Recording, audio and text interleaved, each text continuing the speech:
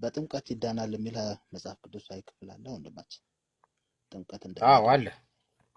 ጥምቀት ያድናል ይላል ዮሐንስ ወንጌል ምዕራፍ 3 ላይ እንደዚህ ይላል።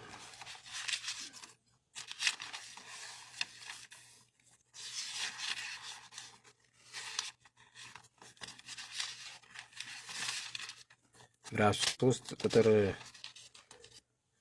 5 ላይ ኢየሱስም መለሰ እንዲህ ሲል፣ ከቁጥር 3 ልጀምርልህ። ኢየሱስ መልሶ እውነት እውነት እልሃለሁ ሰው ዳግመኛ ካልተወለደ በቀር የእግዚአብሔርን መንግሥት ሊያይ አይችልም ማለት ነው። መዳን ማለት የእግዚአብሔርን መንግሥት መውረስ ማለት ነው። ስለዚህ ዳግመኛ ካልተወለድክ፣ ከውሃና ከመንፈስ ካልተወለድክ የእግዚአብሔር መንግሥት ካልወረስክ አልዳንክም። ስለዚህ አትድንም። በቃ ባጭሩ ይሄ ነው። ኦኬ። ውሃ ማለት ጥምቀት ነው ወንድማችን? በውሃና በመንፈስ እኮ ውሃ ጥምቀት ነው። ውሃው ይፈስብሃል፣ በውሃ ውስጥ አድሮ መንፈስ ቅዱስ ይገባብሃል። ውሃ የሚለው ቃል ጥምቀት እንደሚወክለው ወንድማችን መጽሐፍ ቅዱስ እንደዛ ይላል። አዋ እሺ፣ በሮሜ መጽሐፍ ምዕራፍ 10 ቁጥር 10 ላይ ሰው በልቡ አምኖ ይጸድቃል፣ በአፉ መስክሮ ይድናል ይላል። ይሄኛው እኮ እሱ የመጀመሪያው ስቴፕ ነው። የመጀመሪያው ስቴፕ መጀመሪያ በኢየሱስ ታምናለህ። ከዛ ካመንክ በኋላ ተጠመቅ ብሏል። ራሱ ኢየሱስ ነው ተጠመቅ ያለክ። ካልተጠመቅ የእግዚአብሔር ልጅ አትሆንም ብሏል። ስለዚህ ልጅ ለመሆን ደግሞ ትጠመቃለህ። ሰው በጥምቀት ነው የእግዚአብሔር ልጅነት የሚያገኘው። ሶስቱንም ስታረግ ነው የምትድነው። ይኸውልህ አሁን በጥምቀት ብቻም አትድንም። እሺ፣ አሁን ሮሜ መጽሐፍ ምዕራፍ 10 ቁጥር 10 ላይ ሰው በልቡ አምኖ ይጸድቃልና በአፉ መስክሮ ይድናል ይላል። ስለ ሰው ልጅ መዳን ነው የሚናገረው። አንድ ሰው የዘላለም ሕይወት እንዲያገኝ እንዲድን ማለት ነው ምን ማድረግ እንዳለበት መጽሐፍ ቅዱሳችን ይናገራልና እዚህ ጋር ሰው በልቡ አምኖ ይጸድቃል በአፉ መስክሮ ይድናል ይላልና ለምንድን ነው ይሄ ሰው አልተጠመቀብን? አሁን ይሄን ያደረገ ሰው ይድናል አይድንም ወንድማችን? አዎ አሁን መሰለ ብራዘር፣ ኢየሱስ ክርስቶስ በእምነት ብቻ ይዳናል የሚለውን ይዘህ እንዳትቀጥል ምን አለ መሰለ፣ ጌታ ሆይ የሚለኝ ሁሉ መንግስቴን የሚወርስ አይደለም ብሏል። ገባክ? በኢየሱስ ክርስቶስ ጌታ ነው ብሎ የሚያምን አሁን ድኗል ይልሃል አይደለ? ግን ጌታ ሆይ የሚለኝ ሁሉ የሚድን አይደለም ብሏል። ስለዚህ አምነክ መጠመቅ አለብህ። ተጠምቀህ ስጋው ደግሞ መቀበል አለብህ። ስጋው ደግሞ ተቀብለህም እኮ ራሱ ደግሞ ኃጢአት ስለምትሰራ ገና ንስሐ ያስፈልጋል እኮ። መዳን እኮ ኤክስትሪምሊ እንዳይለጠጥ ስንነጋገር ግድ ነው እኮ መለጠጡ አይቀርም። ያለ ጥምቀት ሰው አይድንም። አዎ የመጀመሪያው ድነት ይኸውልህ፣ ድነት የመጀመሪያ ድነት አለ፣ የመጨረሻ ድነት አለ። አሁን ብዙዎች የሚስቱት ነገር መዳን ሰው የመጀመሪያው ድነት ማለት ነው። የመጀመሪያው ድነት ማለት ምን ማለት ነው? የእግዚአብሔር ልጅ ተብለክ አንተ ከዛሬ ጀምሮ ልጅነት የሚገኘው በምንድን ነው ወንድማችን? በጥምቀት አምነት ስትጠመቅ ልጅ ትሆናለህ። የዘላለም ሕይወት ደግሞ ለማግኘት ስጋዬን ብሉ ብሏል፣ ደሜን ጠጡ ብሏል። ስለዚህ ሶስቱንም ስታረግ ቀጥታውኑ አሁን ድኛለሁ ማለት ትችላለህ። አሁን ዛሬ ይሄ ከዛ በኋላ ግን አሁን ይሄን አድርገህ ራሱ እኮ ትእዛዙን ደግሞ ካፈረስክ ንስሐ ካልገባህ ደግሞ ስለምትጠየቅ መዳንህ ይወሰድብሃል። እሺ እንደዛ ይወሰዳል የምትለኝ ከሆነ እስቲ ዮሐንስ ወንጌል መጽሐፍ ምዕራፍ 11 ቁጥር 25 ያለውን ቃል አንብብልኝ። ምዕራፍ 11 ቁጥር 25 እሺ ቁጥር 25 እሺ። ኢየሱስም ትንሣኤና ሕይወት እኔ ነኝ፣ የሚያምንብኝ ቢሞት እንኳ ሕያው ይሆናል። ኦኬ፣ እዚህ ጋር በክርስቶስ ኢየሱስ የሚያምን ሰው ሞተ እና ሕያውነትን አገኘ። ይሄ ሰው አልተጠመቀም እና አምኖ ነው የሞተው እና እንዴት ሕያው ሊሆን ይችላል? አጋጣሚ የመጠመቅ እድሉ ሳይገጥመው ለምሳሌ ለመጠመቅ አስቦ ሳይጠመቅ ቢቀር ይድናል። ግን ሆን ብሎ አልጠመቅም ካለ ሆን ብሎ ጊዜ እያለው መጠመቅ እየቻለ ሆን ብሎ ጥምቀት አያድነኝም ብሎ ስጋው ደግሞ መቀበል አያድነኝም ብሎ ሳይጠመቅና ስጋውን ሳይቀበል ከቀረ ግን አይድንም። አጋጣሚ አሁን አንተ ከሞተ ግን አምኖ ይድናል። ይድናል። ኦኬ ቴንክ ዩ።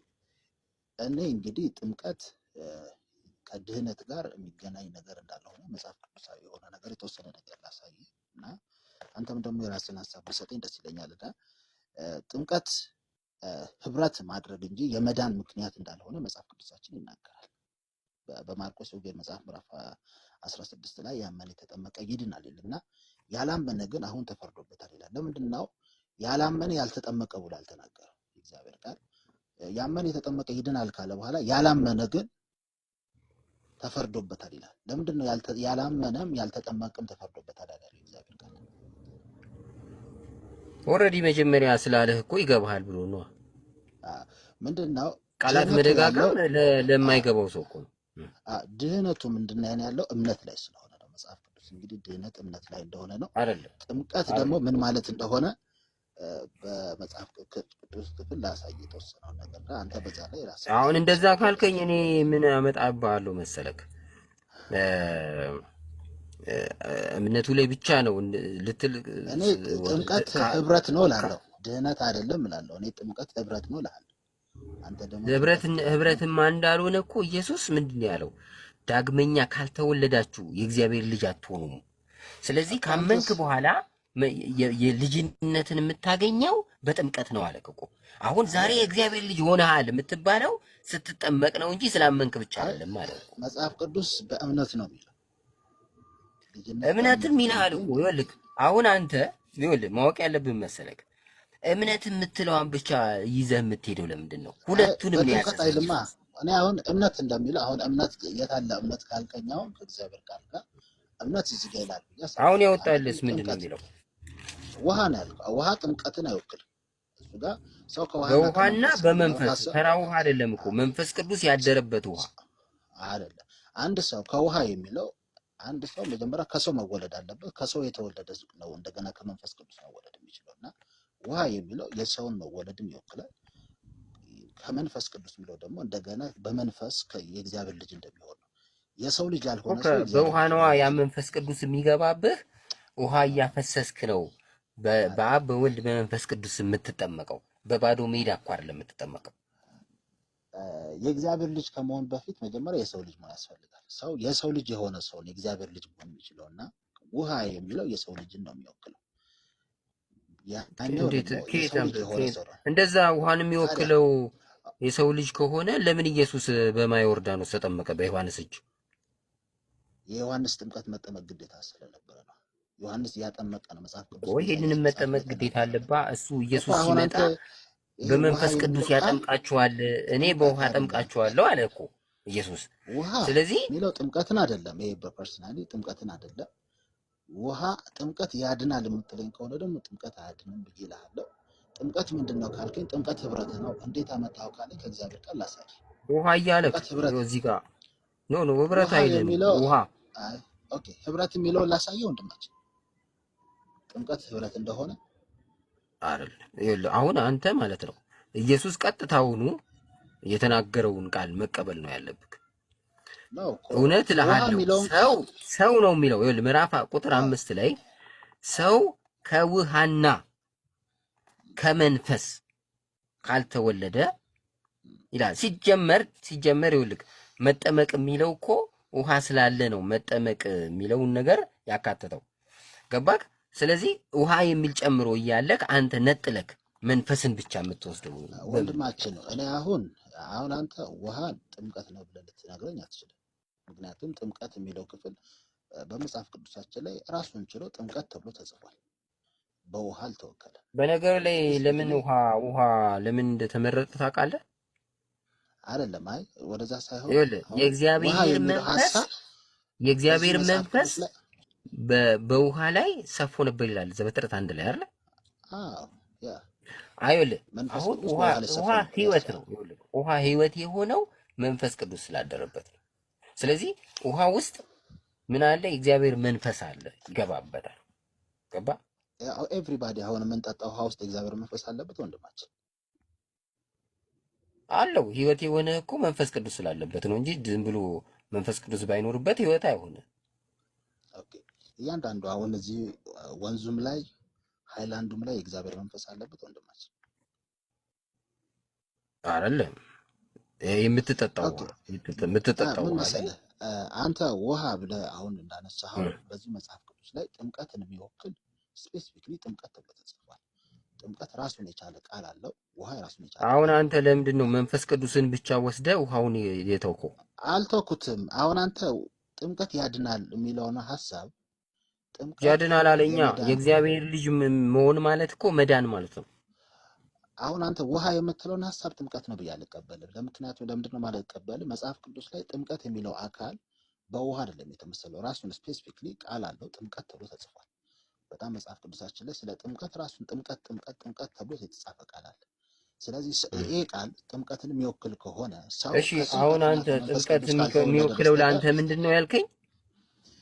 ጥምቀት ራሱ ህብረትን ነው ያልከኝ? ጥምቀት ህብረትን ነው መጽሐፍ ቅዱስ ህብረት ከሆነ ታዲያ ህብረት ከሆነ ኢየሱስ በዮሐንስ እጅ ተጠመቀ የተባለው ያለ ውሃ ነው ብለህ ለምን አላመንክም?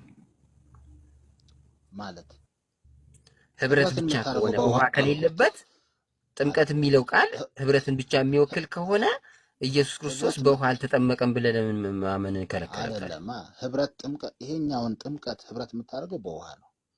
ህብረቱ ግን በውሃ ውስጥ እንዴት እንደሚሆን ደግሞ መጽሐፍ ቅዱሳችን በግልጽ ጽፎታል።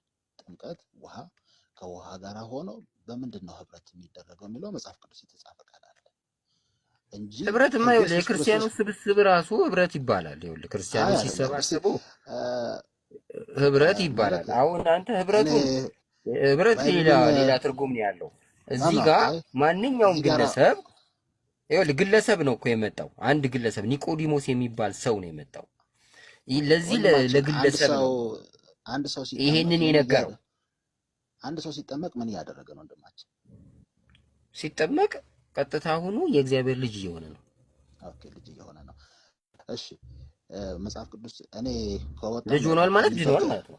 ከኔትወርክ ስለሚያስወጣኝ ቃሉ ልንገርህ ታነብልኛለህ? እኔ ችግር የለም አነብልሃለሁ። እሺ በሮሜ መጽሐፍ ምዕራፍ 6 ቁጥር 3 ላይ ያለውን ቃል አስተምሩልኝ። ሮሜ ስንት? ክርስቲያን ሮሜ 6 ምዕራፍ 3 ሮሜ ምዕራፍ 6 ቁጥር 3 ላይ ሰዎች ለምን እንደሚጠመቁ ክርስቲያኖች ለምን ይጠመቃሉ የሚለውን ሐሳብ ዛሬ ግልጽ ተደርጎ ተጽፏል። እንግዲህ ምን እንላለን? ጸጋ እንዲበዛ በኃጢአት ጸንተን እንኑርን? አይደለም። ለኃጢአት የሞትን እኛ ወደፊት እንዴት አድርገን በእርሱ እንኖራለን? ወይስ ከክርስቶስ ኢየሱስ ጋር አንድ እንሆን ዘንድ የተጠመቅን ሁላችን ከሞቱ ጋር አንድ ሆነን እንሆን ዘንድ እንደተጠመቅን አታውቁምን? ስለዚህ ሞቱን በሚመስል ሞት ይልና ወደታች እንግዲህ ክርስቶስ ከአብ ክብር ከሙታን እንደተነሳ እንዲሁ እኛም በአዲስ ሕይወት እንድመስለው ከሞቱ ጋር አንድ እንሆን ዘንድ በጥምቀት ከእርሱ ጋር ተቀበርን። ስለዚህ ጥምቀት ያስፈልጋል እያለ ነው። አንድ እንሆን ዘንድ በውሃ ተቀበረን። ጥምቀት ምንድን ነው? የክርስቶስን ሞትና ትንሣኤ ትብብር አንድ የምንሆንበት ነው። ኢየሱስ እኮ ይሁን ይሄ ራሱ የሚያወራው እኮ ተጠምቃችኋል፣ በውሃ ተጠምቃችኋል የሚል ቃል ነው የሚያወራልህ እንጂ እኮ ህብረት አይደለም የሚያወራልህ ያለው እኮ። አልጨረስከውም ወንድማችን፣ አልጨረስከውም። ሞቱን በሚመስል ሞት ከእርሱ ጋር ከተባበረን ይልና ትንሣኤውን በሚመስል ደግሞ ትንሣኤ ከእርሱ ጋር እንተባበራለን ይላል። ምንድነው? ያመኑና የዳኑ ሰዎች በጥምቀት ከክርስቶስ ሞትና ከክርስቶስ ትንሣኤ ጋር የምንተባበርበት ህብረት የምናደርግበት እንጂ የምንድንበት አይደለም። የዳኑ ሰዎች ናቸው ይሄን የሚያደርጉት ወንድማችን። ዞሮ ታዲያ አሁን እኮ የምትጠመቀው ህብረት ለማድረግ እኮ በእግዚአብሔር መንግስት ከወረሱ ሰዎች ጋር አንድ ላይ በህብረት ለመኖርማ እንደሆነ ግልጽ ነው። ግን ዞሮ መጠመቅ አለብህ ነው። ስፔሲፊክሊ አሁን ቆላስይስ መጽሐፍ ላይ ካላስቸገርኩ ብታነብልኝ ይህንን ሐሳብ እኔ ችግር የለም አነብልሃለሁ። ቆላስይስ መጽሐፍ ምዕራፍ 2 ቁጥር 12 ላይ ያለውን ቃል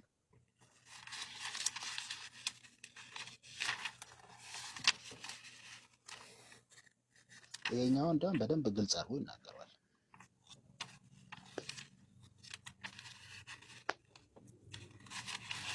ቆላስይስ ከየቱ ጋር እንዳለ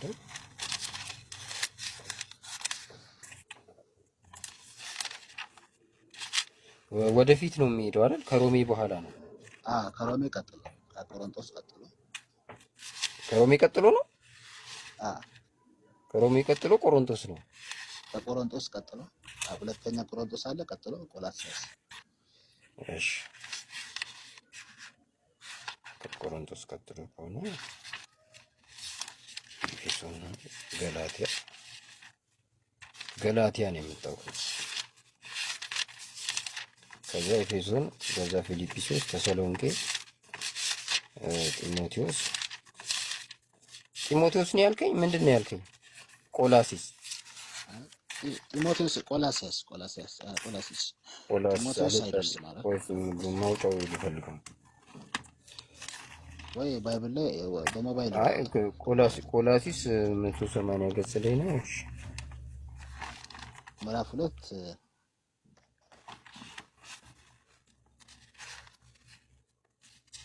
180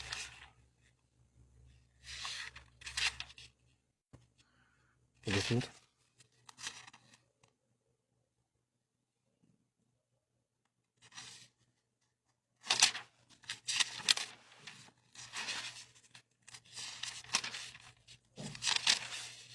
እሺ ቆላሲስ ስንት ነው?